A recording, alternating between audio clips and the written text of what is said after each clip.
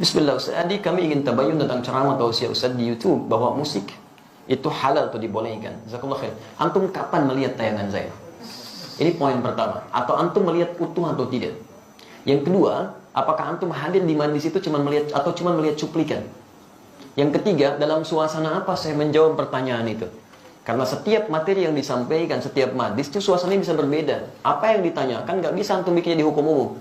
Ini poin pertama. Yang kedua, antum mesti bedakan hukum dengan sikap hukum. Itu berbeda. Hukum dengan sikap hukum. Kalau antum ditanya hukum, antum mesti jujur. Gak boleh antum ambil sesuai selera antum aja. Yang pengen saya begini, itu sampaikan. Yang menurut Nabi padahal benar, antum tutupi. Karena hanya jamaah ikut keinginan antum. Itu gak boleh. Dosa itu antum. Sikap hukum itu beda. Misal, ada hukum, saya beri contoh, nanti saya teruskan ke musik ya. Ada hukum misalnya untuk sujud nih, setelah i'tidal. Ya, hukumnya ada dua secara umum. Yang pertama adalah sujud dengan menggunakan lutut dulu. Itu ada di Abu Daud nomor hadis 838 dari Wa'il bin Hujur, posisi paling kanan sebelah bawah. Baik, yang kedua ada menggunakan telapak tangan. Di telapak tangan dulu baru lutut. Ya, itu ada di Abu Daud kitab yang sama nomor hadis 840 dari Abu Hurairah, posisi paling kiri sebelah atas sampai 841. Cuman beda dua nomor. Ini yang disebut hukum. Jadi kalau Anda tanya bagaimana hukumnya, ini dua alternatif yang diajarkan oleh Nabi. Singkatnya ada kemudahan. Anda kalau ingin menggunakan lutut boleh, ingin menggunakan telapak tangan boleh. Karena kita sujud memang hanya menggunakan satu di antara dua itu. Itu artinya kemudahan. Rumus fikihnya disebut al-jam'u wa taufiq. Jadi kalau ada persoalan, hadisnya banyak, antum jangan pilih satu hadis dan antum ikuti, tidak. Kumpulkan semua hadisnya, at-taufiq kemana arah hukumnya. Di situ antum simpulkan. Sampai Ibnul Qayyim al-Jauziyah menulis kitab sifat salat Nabi, beliau menyimpulkan saya pilih yang pakai lutut. Syekh Muhammad Nasruddin al-Albani menulis kitab sifat salat Nabi, memilih menggunakan telapak tangan.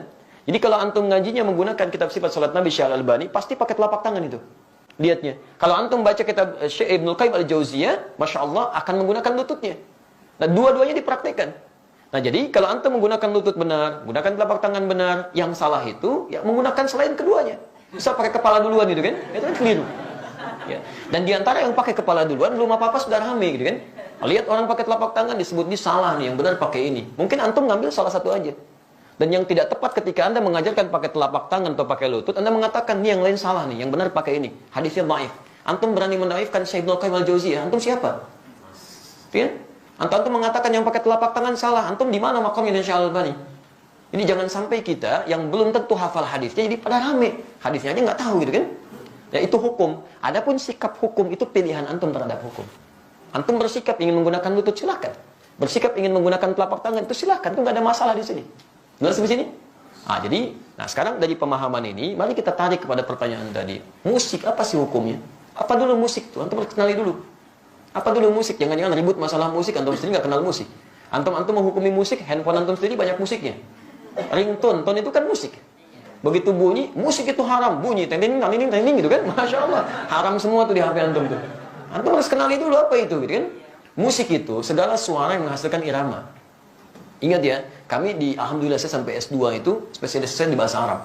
Saya senang tafsir Quran. Saya sangat cinta Quran. Ya? Dan alhamdulillah untuk memahami Quran, saya harus paham bahasa Quran. Maka saya belajar di bahasa itu. Dan turunannya nanti, ada pembahasan tentang syair. Yang di syair itu salah satu subbabnya pembahasan tentang musik. Karena unsur dari syair itu musik. Salah satunya. Musik segala suara yang menghasilkan irama. Jadi setiap suara menghasilkan irama itu disebut dengan musik. Jelas di sini? Ini dibagi dua nanti. Ya, yang pertama, ada yang tidak menggunakan alat. Jadi suara. Dan orang Arab sudah terbiasa tentang itu. Maka ketika mereka membuat syair, di antara unsur syair itu salah satunya musik. Kalau antum belajar jurusan bahasa Arab, berbicara tentang syair itu pasti itu akan belajar itu. Di antaranya ada irama, musik di situ. Kalau diturunkan ada 16 rumus, disebut dengan bahar di ilmu arud. Ada bahar tawil, ada madid, ada rajas, ada macam-macam. Dan sejak zaman jahiliyah sudah ada. Jadi begitu mereka bikin syair, tidak ada irama musiknya, itu disebut aib musiknya. Aib syairnya, celah. Bukan syair yang fasih. Ya, tawilun lahu dunal bukhuri fadailu fa'ulun mafa'ilun fa'ulun mafa'ilu kifana fi min dzikra habibin wa manzili bisaqtul liwa bainad dakhuli fa hawmali. Selalu ada iramanya, membedakan satu dengan yang lainnya. Nah, pada yang seperti ini, bahkan turun ayat Quran.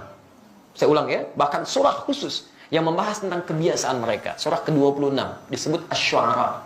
Asy-Syu'ara itu jamak dari kata syair yang berarti pemusik, penyair. Nggak pakai O, penyair. Oh, itu penyair. Saya ulang ya, penyair. Jamaknya asy'ara. Tayyib, kalau antum baca nanti dari ayat 224 sampai ke ujungnya, singkatnya apa? Ada kebiasaan-kebiasaan mereka ketika ayat turun dicela oleh Quran. Dicela oleh Quran. Wasy'ara yattabi'uhumul ghawun, dan para penyair itu seringkali menghadirkan hal yang tidak bermanfaat. Wa hum fi kulli wadin yahimun, ada yang datang ke lembah-lembah nyari inspirasi sehingga ibadah ditinggalin. Datang ke lembah, jadi apa Pak? Nyari ilham. Kan ilham tetangga Bapak. Oh enggak, saya di sini. Jadi itu, dari inspirasi, nulis macam-macam. Sehingga maaf, kebaikan-kebaikan diabaikan. Kan sholat tertinggal, macam-macam tertinggal. Zaman jahiliyah banyak yang begitu. Sehingga ketika zaman Islam dibedakan. Yang seperti ini gak ada banyak manfaatnya. Bahkan ada yang menuduh Nabi SAW. Ada yang menyerang Nabi dengan syair. Banyak. Ada Zuhair bin Abi Salma sebelum dia taubat. Nyerang Nabi itu. Disebutkan begini, dan sebagainya. Apa yang terjadi? Sisi lain, banyak juga penyair muslim. Di antaranya Hasan bin Sabit. Hasan bin Sabit bahkan langsung disebut sebagai syairun Nabi. Seorang penyair yang membela Nabi SAW. Jadi begitu di sudut sana mencela Nabi, di sini kemudian membalas dengan membela Nabi SAW. Dan tidak sedikit pembelaan itu dihasilkan lewat syair. Yang seperti ini langsung disanjung oleh Quran. Illal ladzina amanu, kecuali para penyair yang beriman kepada Allah Subhanahu wa taala. Yang dengan syairnya dijadikan untuk membela Islam dan mengangkat nilai-nilai kebaikan. Jelas sampai sini dulu? Ini sisi yang pertama. Jadi Anda bayangkan, Anda mesti fair di sini. Ada ayat yang mencela keadaan tertentu, ada ayat yang kemudian mengangkat nilai kebaikan di situ. Jelas? Bahkan Nabi SAW pernah kemudian meluruskan ketika seseorang memuji Nabi untuk mengkultuskan. Jangan sebutkan itu, sebutkan yang lain. Dan Nabi SAW ketika pulang dari perang Tabuk pulang, itu disambut dengan syair. Dan beliau diam. Tala'al badru alaina min thaniyatil wada'i, ya wajib syukru alaina, mada'a lillahi da'i. Dan antum ada yang kemudian membuat dengan musik-musik kasidah itu. Itu asalnya kan itu syair. Ya, dari madid rumusnya. Tala'al badru alaina min thaniyatil wada'i wajib syukru alaina mada'a lillahi da'i. Ada semuanya di situ. Ya. Sampai orang Arab itu lupa, jangankan masalah seperti itu, lihat binatang, lihat macam-macam, itu memang itu Masya Allah, itu langsung bisa bikin syair. Refleksnya syair. Itu lihat burung aja, burung bulbul lompat-lompat bikin syair. Al-Asma'i pernah bikin, cuma gara-gara burung bulbul lompat ke dahan-dahan bikin syair. Sautu safiril bulbuli hayyaja qalbi thamini al-mawazahu ma'a ma zahila dhul muqali fa anta yasridi wa sayyidi wa mawlali fakam tajumuni ghajirin uqalqali qatabtuhu min wajhatin fi hadha ar-rajuli faqala la la la faqad ghada muharmili wal walad wali yawaydani faqultu la tuwalbili fabayinu lu'lu'ali qalat lahu hina kadha in hadha dhul muqali kahatan kakailali tabtabi ada semuanya. Dia bikin itu. Dan dalam suasana membikin itu Nabi biasa saja. Jadi ketika buruk dicela oleh Nabi, ketika baik didiamkan oleh Nabi. Maka dari sini ulama sepakat dalam persoalan syair, musik yang berasal dari suara. Awas ya, berasal dari suara terbagi pada dua bagian. Ada yang dicela sampai tingkat keharaman ketika menjauhkan dari Allah Subhanahu wa taala, membuat diri lalai, makruh dengan kalimat-kalimat yang tidak pantas itu yang haram. Jelas? Tapi kalau yang dimaksudkan kalimat-kalimat kebaikan, sampai Imam Syafi'i punya syair disebut Diwan Asy-Syafi'i, ajakan pada kebaikan, ketaatan di situ, itu dibenarkan oleh para ulama. Tidak ada masalah di situ, yang disebut dengan hukum boleh. Jelas di sini? Nah, jadi pernyataan saya jangan di framing gitu kan, jangan dipotong seakan-akan Ustaz tadi bolehkan ini, kata siapa? Saya nggak pernah membolehkan itu. Hukumnya ada di Quran, turun sejarahnya, antum bisa lihat, ini yang tidak boleh, ini yang boleh. Sekarang alat musik. Bagaimana dengan alat-alat musik? Antum bisa perhatikan kalau munculkan hadis-hadisnya, ada yang langsung dicela, bahkan didekatkan dengan zina. Kan? Allah Subhanahu akan datang di masa nanti orang-orang menghalalkan zina, menghalalkan khamar dan menghalalkan alat-alat musik, gitu kan? Pernah dengar hadisnya? Tayyib, itu apa yang dicela? Hal-hal yang bisa menyesatkan kita kepada keburukan, yang menjauhkan dengan Allah Subhanahu wa taala. Bahkan disebutkan oleh Nabi seruling itu bagian dari panggilan setan, gitu kan? Karena ketika dia digunakan banyak orang maksiat di situ. Ya, minum khamar, ada yang mabuk-mabukan, ada yang berzina, ada yang macam-macam. Silakan cek ya, silakan antum cek. Setiap kali menemukan musik di tempat-tempat yang tidak baik, pasti turunannya maksiat. Itu yang jatuh haram di situ. Haram dan seterusnya. Tapi ada di antara hadis-hadis yang antum pernah lihat, bukankah pernah Nabi SAW datang ke rumahnya Sayyidah Aisyah? Tapi apa yang terjadi? Rupanya di situ sedang ada pesta yang diadakan oleh Sayyidah Aisyah. Sedang bergembira. Tiba-tiba ada dua di antara khadimahnya sedang bermain gendang gitu kan? Baik, tobul. Dia sedang kemudian bersyair. Datang Abu Bakar. Ketika Abu Bakar datang dikatakan, Abi mazmuri syaitani fi baitin Nabi SAW. Ini yang setan ada di rumah Nabi.